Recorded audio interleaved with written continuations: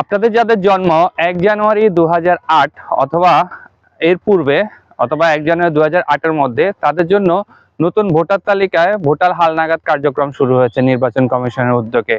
আগামী 20 জানুয়ারি 2025 থেকে আগামী 3রা ফেব্রুয়ারি 2025 পর্যন্ত একটানা এই 14 দিনের ভোটার তালিকা হালনাগাদ কার্যক্রমে নতুন ভোটার অন্তর্ভুক্তি এবং পুরনো ভোটার বাতিল করা যাবে।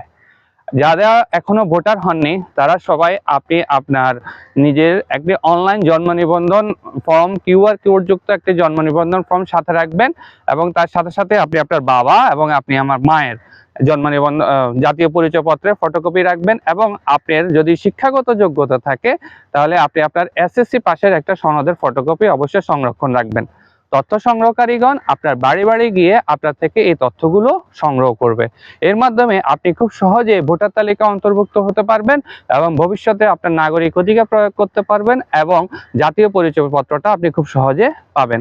যাদের ক্ষেত্রে আপনার শিক্ষাগত যোগ্যতার কোনো প্রমাণপত্র নেই, অর্থাৎ আপনারা যারা এসএসসি পাস করেননি, আপনাদেরকে ভোটার তথ্য ফর্ম পূরণের পাশাপাশি একটি আলাদা ফর্ম পূরণ করতে হবে, যেটা বিশেষ তথ্য ফর্ম। ওই ক্ষেত্রে আপনাকে আপনার নিজের জন্ম নিবন্ধন সনদ, অনলাইন জন্ম নিবন্ধন সনদ, বাবা মায়ের এনআইডি কার্ডের সাথে আরো 3 জন আপনার রক্ত সম্পর্কের আত্মীয়ের, যেমন ভাই বোন, চাচা, কাকা, মামা, ফুফু, তার জাতীয় পরিচয়পত্রটা আপনাকে অবশ্যই প্রদান করতে হবে। সবকিছু মিলে ব্যাপারটা খুবই সহজ। আপনার কাজ হচ্ছে যে কি আপনি একটা সঠিক এবং নির্ভুল তথ্য দেওয়া এবং এই সঠিক নির্ভুল তথ্যের মাধ্যমে নির্বাচন কমিশনের উদ্যোগে একটা সুন্দর জাতীয় তথ্য ভান্ডার তৈরি করা যাবে বলে আমরা সকলে আশা করছি।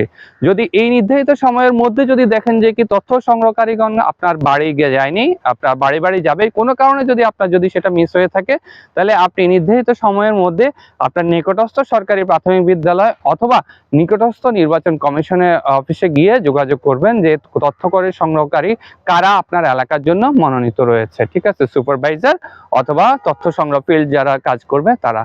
তো আশা করি সবাই আমরা এই ব্যাপারটাতে সতর্ক থাকবো এবং নিজেদের যে প্রয়োজনীয় কাগজপত্র আছে এগুলাকে আমরা সবাই সংরক্ষণ করে রাখবো এবং তথ্য সংগ্রহকারীরা আমাদের বাড়িতে আসা মাত্রই তাদেরকে সঠিক এবং একটা নির্ভুল তথ্য দিয়ে আমরা আমাদের জাতীয় পরিচয়টাকে সুন্দরভাবে গড়ে তুলবো, যাতে ভবিষ্যতে আমরা আমাদের এই পরিচয়পত্রের মাধ্যমে আমরা আমাদের সকল প্রয়োজনীয় কার্যক্রম সম্পন্ন করতে পারি।